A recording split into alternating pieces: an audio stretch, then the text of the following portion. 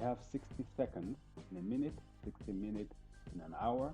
We have 24 hours in a day, and of course 7 days in a week, and it goes on forever. My name is Tayo, and in our world, change is part of life. We go through seasons of life, from being toddlers to growing up and eventually dying.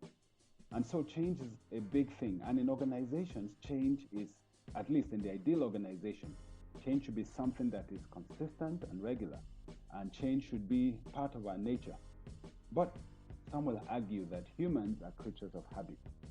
Some will argue that humans don't like change. And that change basically is something that humans will always question.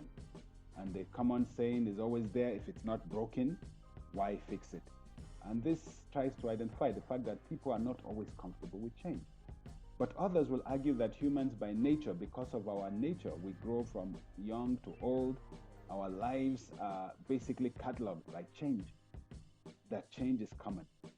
But the fact is that in many organizations, there is always resistance to change.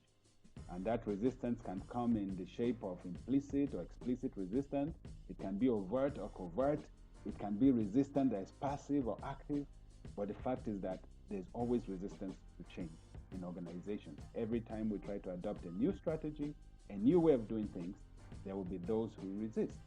And so this becomes a big issue. And this can undermine, of course, the change itself and the ability to actually affect the change. And so it becomes a big challenge for management. How do we get people to change? And of course, there are many, many, many things that can be done. But the fact is that one of the biggest ways to ease change is through communication. And one of the biggest mistakes managers make is that if people resist change, then they're the enemy. But resistance to change might actually be an answer, might be an answer to prayer. Because resistance to change can reveal what you have overlooked in the change that you want to adopt. And so communication is very important. The reason why that change is needed, explaining it, understanding why people are dissatisfied with the change, and you want to basically address the issues in order to reduce resistance. You want to also create an atmosphere that uncertainty is not too exaggerated, so that people know what their place is in the scheme of the entire change. So it's important, every time we talk about change, leadership can never be undermined.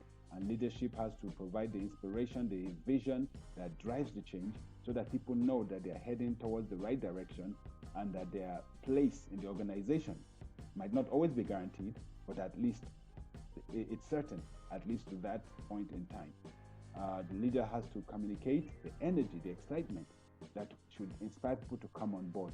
Then, of course, a lot of times, a big chunk of reason why people resist change is because of the fear of the unknown.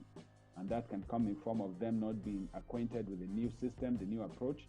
So things like training, orientation might need to be carried out so that the employees, the workforce, are more willing to embrace the change and get on board.